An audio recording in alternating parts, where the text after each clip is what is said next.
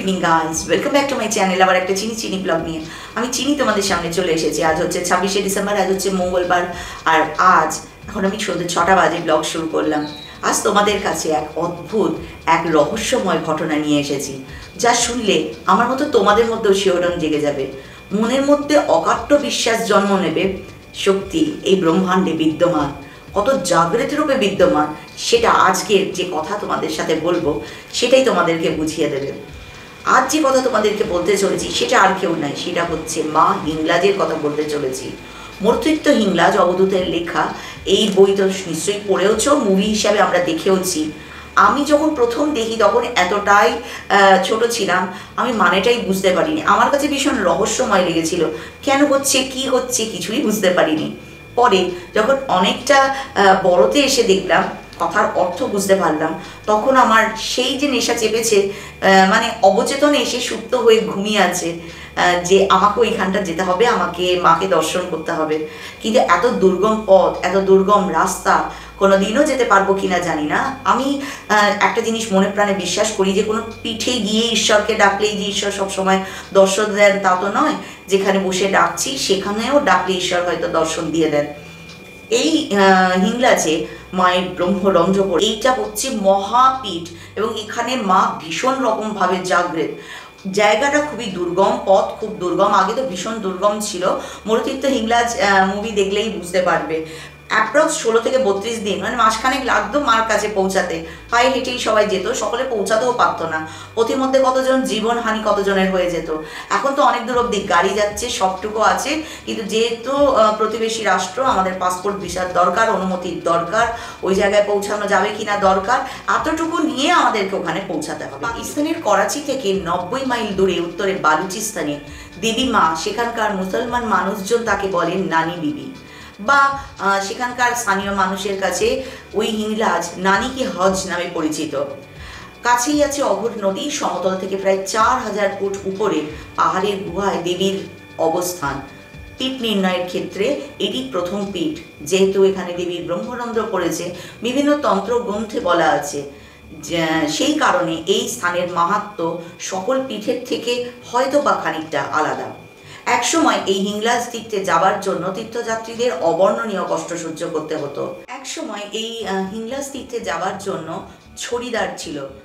ছড়িদার মানে হচ্ছে, ছড়িদার মানে ধরো একজন মানুষ যার হাতে এমন একটা দণ্ড থাকতো, গাছের আর কি, অনেকটা ত্রিশূলের মতো দেখতে, বিচিত্র বর্ণের একটা কাপড় দিয়ে মোড়ানো, সিঁদুর দিয়ে লেপা। তারাই এই যাত্রীদেরকে ওই পথটা দেখিয়ে নিয়ে যেত। যেখানে বিরতির দরকার হতো, ওই দণ্ডটাকে মাটির মধ্যে দিয়ে সেখানে তাকে কিছুটা ভোগ নিবেদন করা হতো। তারপর যাত্রী সেখানে বিশ্রাম নিতে পারত। সাধারণত এই যাত্রা শুরু হতো নাগনাথের আখড়া থেকে, এবং এটা করা হতো যখন নদীর জল শুকনো থাকতো। কারণ নদীর জল যখন বেড়ে যেত, নদী পারাপার করতে হবে, ফলে নদীর জলে ভেসে যেত, বা কেউ যদি ছাড়া হয়ে যেত, দল ছাড়া হয়ে যেত, তাহলে পাখিরা জানতো সে আর কোনোদিন নিজের বাড়িতেও ফিরতে পারবে না। এমনই রুক্ষ মরুভূমি, বা একদম মানে কি বলবো, অনুর্বর একটা জায়গা ছিল। যেহেতু জায়গাটা অনুর্বর, সেই পথ দিয়ে যখন যাত্রী যাতায়াত করতো, তখন তার কাছ থেকে স্থানীয় কিছু দস্যু দল ছিল, যারা সবটুকু লুটপাটও করে তাদেরকে কখনো কখনো মেরেও দিত। নাথের আখড়া থেকে যখন এই যাত্রা শুরু হতো, ছড়িদাররা যখন নিয়ে যেত, তখন প্রত্যেক যাত্রীর কাছে কিছু জিনিস দেওয়া হতো। সেটা হচ্ছে একটা জলের পুজো থাকতো, কিছু রুটি থাকতো, কিছু শুকনো খাবার দাবার থাকতো। নিয়ম ছিল প্রত্যেকটা যাত্রী এই ছড়িদার, এবং যারা যাত্রা পথে কিছু কিছু দূরে দূরে জলের কিছু কূপ থাকতো, মানে দূরে বলতে কিন্তু এটা ভেবো না যে প্রতি 1 কিলোমিটার একটা কূপ থাকতো না, কখনোই না।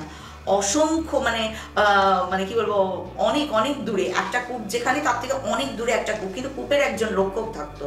তো সেই কারণে যাত্রীর কাছে সেই রুটি এবং যা একটু থাকলো খাবার, সেটা সে ওই স্থানে মানুষকে দিতে দিতে যেতে হতো। নিয়ম ছিল প্রতিদিন ছড়িদারকে একটা রুটি দেবে, যদি কোনো কূপ থেকে জল নেয় কূপের রক্ষককে একটা রুটি দিতে হবে, কারণ ওখানে ওইভাবে তখন খাবার দাবার, চাষাবাদ কোনো কিছুরই উপায় ছিল না। খুবই দুর্গম এবং রুক্ষ জায়গা, এমন জায়গায় গিয়ে মা অধিষ্ঠান হয়েছে। এইভাবে তাদেরকে পৌঁছাতে হতো। প্রথম কি তারা পৌঁছাতো চন্দ্রনাথ কূপের কাছে। চন্দ্রনাথ কূপটা অনেকটা হচ্ছে মাড ভলক্যানো টাইপের, মানে মাটি থেকে উঁচু পাহাড়ের মতো, কিন্তু মাঝখানটা গোল একটা কূপের মতো। সেখানে সব সময় মাটিটা টকবক টকবক করে ফুটছে, এবং খুব ভাগ্যবান হলে তার উপরে আমি ছবি শেয়ার করার চেষ্টা করব। কখনো কখনো শিবলিঙ্গের মাথার মতো আর কি এরকম গোল হয়ে বড় একটা বুদ্ধের মতো মতো ফুটে ওঠে। ওখানে গিয়ে প্রত্যেক যাত্রী পূজা করে, কিন্তু মাকে দর্শন করতে গেলে চন্দ্রকোপ বাবার অনুমতি ভীষণ রকম দরকার। চন্দ্রকোপ বাবা অনুমতি না দিলে কেউ কিন্তু মার কাছ অব্দি পৌঁছাতে পারবে না। জীবনে যত পাপ করেছো না কেন, সব থেকে বেশি অপছন্দ ঈশ্বরের হলো ভ্রূণ হত্যা, নারী হত্যা, নারীকে অসম্মান, এগুলো যারা ধরো করেছে, অথচ তারা মা হিংলাজ দর্শন করতে যাচ্ছে। এই চন্দ্রকোপ বাবার স্থানে গিয়ে তাদেরকে তাদের পাপ সকলের সামনে জোরে চিৎকার করে বলতে হয়, এবং বলতে পারো কি বলবো, শপথ নিতে হয় যে বাকি জীবনে সে কাজ আর কোনো দিন করবে না। এই বলে সেখানে পুজো দিতে হয়, একটা নারকেল দিতে হয়। মনে করা হয় যে পুজো যদি স্বীকার করে নেন চন্দ্রকোপ বাবা, তার মানে তুমি অনুমতি পেলে আগে এগোনোর, মা হিংলাজ দর্শনের। আর যদি না হয় তাহলে কিন্তু ওই ছড়িদাররা তাকে নিয়ে যেত না আগে। এখন জানি না লেটেস্ট আপডেটেড খবর কি সেটা জানি না, তবে আমি প্রচুর ভিডিও দেখেছি। আমার ইউটিউবের দৌলতেই আমাদের এইসব দুর্গম স্থান দর্শন আমি করেছি। তো সেখানে আমি দেখেছি যাত্রীরা যায়, সেখানে ওঠে, এবং খুব মাটি থেকে দেখলে মনে হবে আমি তো মনে হয় দৌড়ে উঠে যাব, কিন্তু যখন তারা যায়, অনেকে ভিডিও করেছে, তো তারা যখন উঠছে তখনই মনে হচ্ছে, আমার মনে হচ্ছে না জানি আমাকে নিচে থেকে চন্দ্রকোপ বাবার সাধনা করতে হবে। তো যাই হোক, প্রত্যেক মানুষ কিন্তু সেই উপর অব্দি যায়, চন্দ্রকোপ বাবার পুজো দেয়। চন্দ্রকোপ বাবা কিন্তু সত্যি বিশ্বাস করবে না, নারকেলের ওই লীলাটা ওখানে হয়। আমি এটা ব্লগে দেখেছি, তোমরা যদি ইউটিউবে সার্চ দাও তো তোমরা এমন অনেক মানুষের ব্লগ দেখতে পাবে যারা কিন্তু সেখানে গেছে, এবং তোমরা সাক্ষাৎ দর্শন করবে যে নারকেলের লীলাটা সেখানে এখনো হয়। তোমাকে তোমার ভিতরের যা যা নেগেটিভ তুমি কাজ করেছো সেটাই চন্দ্রকোপ বাবার কাছে স্বীকার করতে হবে। বাবা অনুমতি দিলে তবেই তুমি হিংলাজ মা দর্শনের জন্য এগোতে পারবে। প্রত্যেক যাত্রীর কাছে যে পুজোর যে জলটা থাকবে, সেই জল কিন্তু কেউ কাউকে দিতে পারবে না। কারোর জল ফুরিয়ে গেল, মানে আমি আগের কথা বলছি, কিন্তু তার জল ফুরিয়ে গেল, সেই জলের তৃষ্ণায় ছটফট করছে, তবু আর একজন তাকে জল দান করতে পারবে না। এমনই অদ্ভুত নিয়ম ছিল। মা তার সন্তানকে দিতে পারবে না, স্বামী তার স্ত্রীকে দিতে পারবে না, কেউ কারোর সাথে জল শেয়ার করতে পারবে না। এর পিছনেও একটা খুব সুন্দর ওই স্থানের গল্প আছে। একবার এক সাধু বাবা তার শিষ্যকে নিয়ে যাত্রা করেছিলেন মা দর্শনের জন্য। সাধু বাবা জানতেন এই জলটুকু নিয়েই তাকে মার কাছ অব্দি যেতে হবে।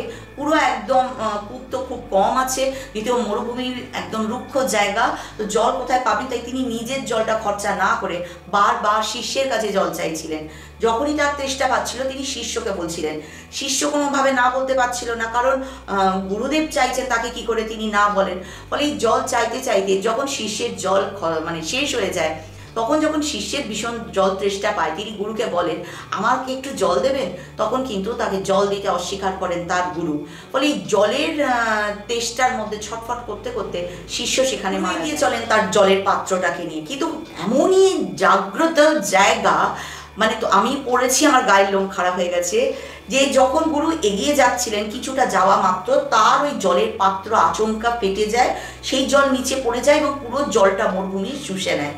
ফলে কিন্তু কিছুটা পর আর ওই গুরুও এগোতে পারেন না, তারও কিন্তু পথির মধ্যেই দেহ মানে শেষ হয়ে যান, উনি মারা যান। ফলে এখানে কিন্তু যত যোজন দূর থেকে তুমি আসো না কেন, হিংলাজ মাতার নজরের মধ্যে থাকবে। আরেকটা কি জানো তো, আমাদের যে ব্রহ্মরন্ধ্র, সে কিন্তু এতটাই, আমি অনেক সময় অনেক কথা বলেছি তোমাদেরকে, কখনো তোমাদের জীবনে ঘটবে না, মানে হবে না, সবাই বলে দিয়েছে হাত দেখে যে তোর এটা হবে না, তোর ওটা হবে না, তোর সেটা হবে না। তো এইটা যখনই তোমরা শুনবে বা যখনই তোমরা এই সম্পর্কে জানবে, অনেকে তো হতাশ হয়ে যায় যে ও তাহলে আমার মনে হয় হবে না। বাট তোমাদেরকে আমি একটা কথা তোমাদের সাথে শেয়ার করি, রোজ তোমরা বলবে আমার এটা হবে, মানে ধরো যদি তুমি স্টুডেন্ট হও, আমি দুর্দান্ত রেজাল্ট করব, যদি স্বপ্ন হয় ডাক্তার হওয়া, ইঞ্জিনিয়ার হওয়া, আইএস হওয়া, যে কোনো যাই তোমার স্বপ্ন, রোজ বলবে আমি আগামী দিনে সেটাই হব, রোজ বলবে আমি একজন সফল মানুষ হব, রোজ বলবে আমার সমস্ত স্বপ্ন পূরণ হবে। যা তোমার এই হাতের এই যে এতে লেখনীতে লেখা নেই, তাও তোমার সাথে ঘটে যাবে, তার টোটকা তোমাদেরকে বলবো। তবে তার আগে বলি, হাতের লেখা বিশ্বাস আমি এজন্য করি না, যার হাত নেই তারও তো ভাগ্য আছে, সেও তো জীবনে বেঁচে আছে, তো এটা দেখে বলা ভুল। ইভেন কি আমি এটাকেও মানি কীরকম যেন, আমার যেটা লেখা আছে সেটা তো হবেই। কেউ, আমি যদি 10 আঙুলের 10টা আংটি পরি, মাকে জড়িয়ে জাপটিয়ে থাকি, তাহলেও আমার সেটা খণ্ডন হবে না। কর্মফল তো আমাকেই ভোগ করতে হবে, আমার কর্মফল। হ্যাঁ, মায়ের কৃপায় লাঘব কী হবে, হালকা কী হবে, একটু কম হবে, আমি যদি সৎ থাকি। তো আমার রোজ যদি আমি আমার ব্রহ্মরন্ধ্রে এই মেসেজটা পাঠাতে থাকি, আমি সব পারবো, আমার দ্বারা সমস্ত সম্ভব, সব ভালো আমার সাথে হবে, আলটিমেটাম একদিন সেটা হবেই হবে।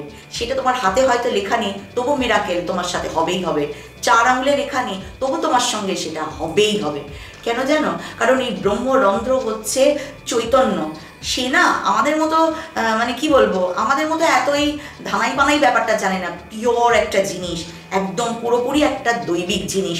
ওটাকে বুঝতে গেলে একটু আধ্যাত্মিকতার পথ ধরতে হবে। আধ্যাত্মিকতা মানে কিন্তু এটা বলিনি যে ঈশ্বরের সামনে একদম তুমি বসে থাকো 24 ঘন্টা, আর কোনো কাজ করো না, শুধু ঈশ্বরের কাছে বসে থাকো। শুধু ঈশ্বরের কাছে বসে থাকলেও অনেক কিছু কপালে জুটে যায়। তবুও নাই বা বসে থাকলে পজিটিভ কাজ করবে, সৎ কথা বলবে, সৎ চিন্তা করবে, সৎ বাক্য বলবে, 5 জন মানুষের পাশে থাকবে এবং এই কাজ করবে। আর মনের মধ্যে তোমার এই যে মেসেজটা বারবার ব্রহ্মরন্ধ্রকে যদি পাঠাও, তোমার ব্রেনকে যদি তুমি পাঠাও, তোমার সাথে সেগুলোই হবে যা তোমার সাথে হওয়ার নয়, একদম 100%। এইখানে মায়ের সেই ব্রহ্মরন্ধ্র পড়েছে। ফলে মা চেতনা, আমাদের এই একটা গান আছে না, আমার গলা ভীষণ ভাঙা, শুনতে খারাপ লাগবে কিন্তু আমার বলতে ভীষণ ইচ্ছা করছে। সেটা হচ্ছে, আমার চেতনার চৈতন্য করি দে মা চৈতন্যময়ী। সেরকমই সবসময় মাকে সেটাই বলবে, আমার চেতনার চৈতন্য করে দাও। তো সেই চেতনার অধিষ্ঠাত্রী দেবী হয়ে সেখানে বিদ্যমান। ফলে তিনি না একদম পিওরটা দেখতে পান, সবটুকু। ওখানে কোনো মেকি নিয়ে তুমি হিংলাজের পথে পা বাড়াতে পারবে না, কমপ্লিট হবে না জার্নি। এতটাই রাস্তাটা হচ্ছে ওই কে জানে একদম পিওরিটির রাস্তা। কিছুটা যাওয়ার পর এই স্থানটা কিন্তু আছে, যেটা এই গুরু শিষ্যের ঘটনাটা করেছিল, সেই স্থানটার উপর দিয়েও যাওয়া হয়। ওখানে যাওয়ার পর একটা ওই গেরুয়া বস্ত্র দেওয়া হয় এবং এই গেরুয়া বস্ত্রটা ধরেই সেই শপথটা নেয়, এই পুরো যাত্রাটা কমপ্লিট করা অবধি আমার ব্রহ্মচর্য আমি পালন করব, কারোর ক্ষতি করব না, কারোর সাথে হিংসা করব না, কারোর অমঙ্গল চিন্তা করব না। জীবনে যত পাপ করেছি সেই পাপ এখানে স্বীকার করে গেলাম, কিন্তু এই আমি ফিরে গিয়ে আর সেই মানুষটা থাকবো না, সেই সমস্ত নমর্থক ক্রিয়াগুলো করবো না। আগের দিনে এগুলো ঠিক গল্পের মতো করে প্রচলন করার পিছনের উদ্দেশ্য ছিল, যেহেতু পুরো পথটা মরুভূমির এবং মাইলের পর মাইল ধুধু করছে একদম মরুভূমি, সেইখান দিয়ে যখন যেতে হতো তখন নিয়ম যদি এগুলো না শুনতো বা ভয় যদি এরা না পেত, তাহলে তো তারা পুরো রাস্তাটা কভার করতে পারতো না। এখন তো একদম মায়ের মন্দিরের কাজ অবধি গাড়ি চলে যাচ্ছে, সেভাবেই যাওয়া যায়। আমি যেমন এখানে আমি যখন মানে তোমাদেরকে বলবো বলে পড়ছিলাম, তখন সেখানে একটা জায়গায় পড়ছিলাম যে আগে তো উটের পিঠে করে নিয়ে যেত, উটের পিঠের উপরে ওই যে একটা বসার জায়গা তৈরি করতো, তাতে করে নিয়ে যেত। তো সেই উটের পিঠের উপরে যদি কোনো মানুষ ধরো অনেকক্ষণ বসে আছে, কোমরে ব্যথা হয়ে গেছে, তো একটু নিচে হাঁটতে হাঁটতে যাচ্ছে, উট ওই খাটিয়াটাকে নিয়ে আগে আগে যাচ্ছে, হয়তো তো ফাঁকা খাটিয়া নিয়ে উটকে নিয়ে যাওয়া যাবে না। তাহলে এই জায়গার মধ্যে যে সমস্ত ভূত প্রেতরা আছে, তারা নাকি ওই খাটিয়ার উপরে বসে বসে উটটাকে নাকি ভটকে দেয়, উট তখন উল্টো দিকে দৌড়াতে শুরু করে। এরকম বহু গল্প, যেহেতু রাস্তা দুর্গম, পৌঁছাবার ওই হেঁটে হেঁটেই মানুষের যেতে হতো, ফলে নানা রকম মিথ, নানা রকম গল্প বোধহয় সেখানে তৈরি হয়ে গেছিল। খানিকটাই যাত্রা পথটাকে ভয়ের করে দিয়েছিল, খানিকটা যাত্রা পথের নিয়মটাকে পালন করবার জন্য প্রত্যেক যাত্রী যাতে সুস্থভাবে মা হিংলাজের কাজ অব্দি পৌঁছাতে পারে, সে কারণেও নানা ভয়ের গল্প দেওয়া ছিল, যাতে নিয়ম শৃঙ্খলাগুলোকে মেনে তারা মার কাজ অব্দি পৌঁছে। মা দর্শন করলে নাকি গত জন্ম বা এই জন্মে মা দর্শনের আগের মুহূর্ত অব্দি করা সমস্ত পাপ লাঘব হয়ে যায়। সেই কারণে ত্রিসন্ধ্যা আহ্নিক করা মানে গায়ত্রী মন্ত্র জপ করা, বেদজ্ঞ ব্রাহ্মণ রাবণকে হত্যা করার পর স্বয়ং রামচন্দ্র এখানে এসেছিলেন মা হিংলাজকে দর্শন করতে, এবং মা হিংলাজ দর্শন করার পর প্রভু শ্রী রামেরও এই পাপ থেকে মুক্তি হয়েছিল। সেখানেই একটি পাথরের ওপর কিছু খোদাই করা আছে, যেটা এটাকেই প্রমাণ দেয় যে এখানে প্রভু শ্রী রাম এসেছিলেন নিজের এই পাপের কর্ম থেকে মুক্তি পাবার জন্য। আবার এখানে আমি শুনলাম সেটা হচ্ছে স্বয়ং দেবাদিদেব মহাদেব এখানে এসে বসে জপ করে গেছেন। আমি তো এটা তোমাদেরকে আগেও বলেছি, প্রতিটা শক্তিপীঠ স্থাপন দেবাদিদেব মহাদেব করেছেন এবং তিনি তার ভৈরবকে সেখানে রেখে গেছেন পীঠ রক্ষা করবার জন্য। তো সেরকম এখানেও আছে। আর হচ্ছে পরশুরামের পিতা ঋষি যমদগ্নি, তিনি এই স্থানে এসে এখানে তপস্যা করে গেছেন।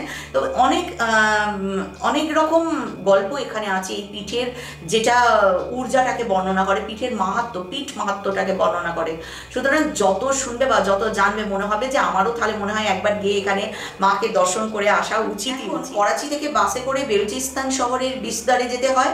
এক সময় এটা পুরো মরুভূমি ছিল, এখন তো অনেক ঘর বাড়ি দোকানপাট তৈরি হয়ে গেছে, এবং যে পাহাড়ে মা হিংলাজ অবস্থান করছেন অনেকটা না দুর্গের মতো, অনেক গুফার মতো। সেখানে নদীর ধারে কয়েকটা গাছ আছে, সকলেই সেই ডাটা দুটো একটা করে নাকি ভেঙে নিয়ে আসে, একটা দিয়ে দাতন করে, অন্যটাকে সেখানে পুঁতে দেয়। এটা নাকি তীর্থযাত্রীদের এই কাজটা সেখানে করতে হয়। আর এখন সেখানে কিছু লজ টজও তৈরি হয়ে গেছে, ফলে তীর্থযাত্রীরা এখানে তার পিতৃপুরুষদের উদ্দেশ্যে তর্পণ করে, পুজো আচ্চা দেয়, মন্ত্র পাঠ করে। তো এই ধরনের কাজ সেখানে হয়। আর এই হিংলাজ মন্দিরের যারা মহন্ত আছেন, মনে করা হয় মাত্র 28 বছরের নাথ সম্প্রদায়ের জনৈক সন্ন্যাসী হিংলাজ মাকে দর্শন করতে এসে সেখানেই থেকে যান, নদী তীরেই বাস করেন। প্রায় মাস 6 পর একদল যাত্রী এসে দেখতে পান এক কঙ্কাল সার মানুষকে। তারা তার সেই অবস্থানের বিষয়ে জানতে পেরে যাত্রীরা সবচেয়ে আগে পুজো করেন তাকে। সেই থেকে সব তীর্থযাত্রী মহন্ত মহারাজকে সবচেয়ে আগে পুজো দেন। জীবনের নিয়মে এক মহন্ত মহারাজের জায়গা আর এক মহন্ত মহারাজ আসেন। স্থানীয় মানুষ তাদেরকে কোট্টরি পীর বলে ডাকেন, আর ছড়িদারেরা ডাকেন অঘরি বাবা বলে।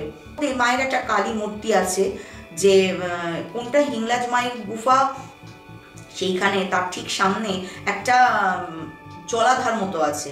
সেই হাঁটু জলে সবাই স্নান করে 10-12টা সিঁড়ি ভেঙে মায়ের কাছে পৌঁছায়। মায়ের বেদিটা গোলাকার, অনেক উঁচুতে ছাদ। সেই বেদির উপরে দুটি গোলাকৃতি সিঁদুর মাখানো শিলা জরির কাপড় দিয়ে সুন্দর করে সাজানো। পুরোহিতের মতে একটি হলেন মা, অর্থাৎ কিনা হিংলাজ মা, ও তার মেয়ে। এই বেদির ভিতরে, তলায় যে বেদি, সেই বেদির ভিতরে ঢোকা যায়। এই বেদির দুপাশে দুটো দরজা আছে, ঢুকতে হয় হামাগুড়ি দিয়ে। ভিতরটা একদম ঘন অন্ধকার, আর ওই গুহার মধ্যেই নাকি মা হিংলাজ দর্শন হয়ে যায়, যদি সৌভাগ্যে থাকে তো। অতীতে আগে বেদির উপরে কোনো মূর্তি ছিল না, একটা প্রদীপ জ্বলতো, এবং বেদি সবসময় লাল শালুতে মোড়া থাকতো। মায়ের বেদির ঠিক একদম নিচে, তোমাদের সাথে একটা ছবি শেয়ার করছি, বেদির নিচে ঠিক দুদিকে দুটো দরজা আছে। দুজনকে হাত ধরে, সেটা আপনও হতে পারে বড় হতে পারে, মোট কথা দুজন এন্ট্রান নিতে হবে, ঢুকতে হবে। ধরো দলে 5 জন গেছে, তো দুজন দুজন করে তো হচ্ছে, কিন্তু দলে একজন তো একা পড়ে যাচ্ছে। তো সেই জন্য তখন অন্য একজন অচেনা কাউকে সঙ্গী করতে হবে, বিনা সঙ্গী ওই ভিতরে ঢোকা যাবে না। একদম ছোট্ট দরজা, সেখান দিয়ে ঢুকে এরকমভাবে ঘুরে আর একটা দরজা দিয়ে বেরোতে হয়। মনে করা হয় ওটা মায়ের গর্ভের মতো, ভিতরটা ঘন অন্ধকার। যদি 4 আঙুলের কৃপা তার থাকে, তাহলে ভিতরে মা হিংলাজ দর্শন হয়ে যায় অনেকের। এবং ওইখান থেকে বেরিয়ে এসে নাকি কাঁদে, যেমন মায়ের গর্ভ থেকে বেরোবার পর সন্তান প্রথম কেঁদে ওঠে, ঠিক সেরকম মনে করা হয় ওটা তোমার নতুন জন্ম হলো।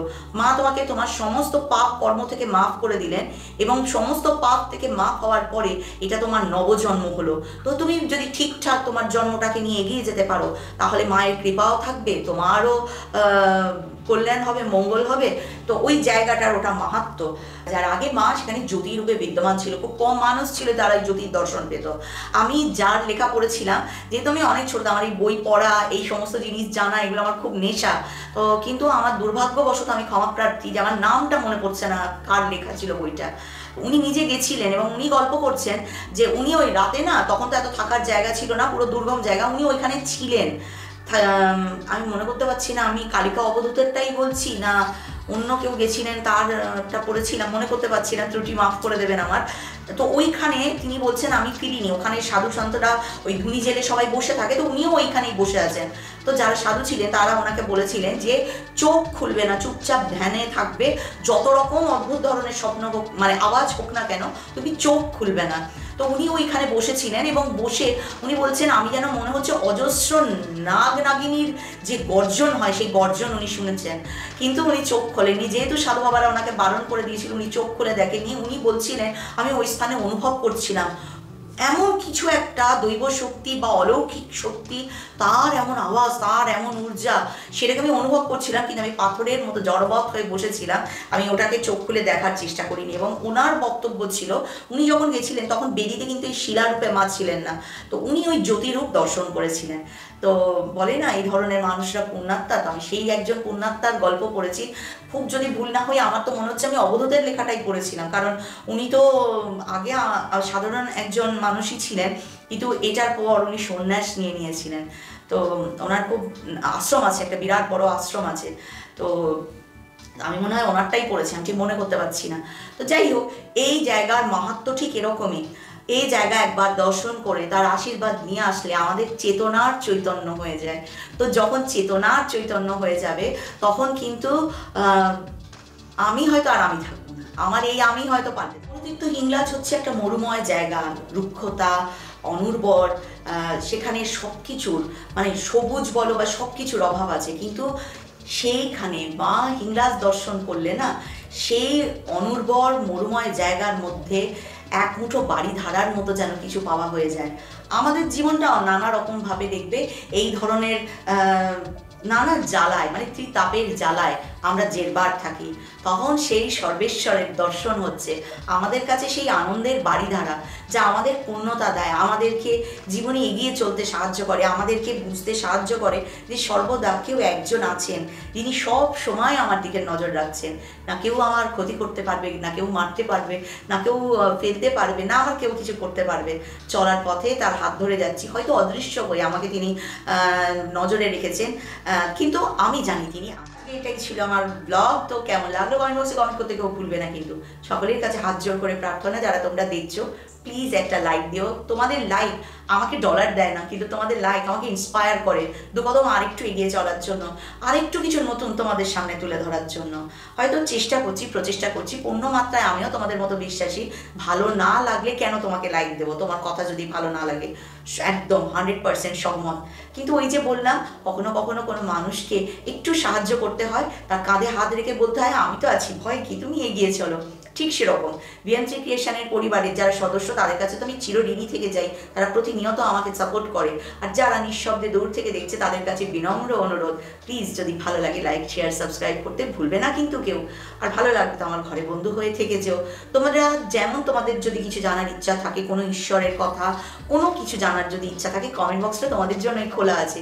সেই কমেন্ট বক্সে কমেন্ট করে তোমরা জানিয়ে দিও তোমাদের যা জানতে ইচ্ছা করবে, আমি সমস্ত জিনিস তোমাদের সামনে তুলে ধরার চেষ্টা করব। ঠিক আছে, চলো আজ আসি, আবার কোনো একটা নতুন ব্লগ নিয়ে তোমাদের সামনে উপস্থিত হব। আজকের ব্লগ এখানেই শেষ করি। আশা করি তোমরা সবাই খুব খুব খুব ভালো আছো, সুস্থ আছো, সাবধানে আছো, মুখে একটা চওড়া স্মাইল নিয়ে আছে, যা চিনি তো আমাদেরকে দেয়। তোমরা সকলের মাঝখানে ছড়িয়ে দাও। নিজের খেয়াল রাখছো, নিজের বাবা মায়ের খেয়াল রাখছো, নিজের ফ্যামিলির খেয়াল রাখছো, নিজের বাড়ির পুচকুগুলোর খেয়াল তো অতি অবশ্যই রাখছো। চলো আজকের ব্লগ এখানেই শেষ করি। জয় মাতা দি, জয় মা হিংলাজ। আর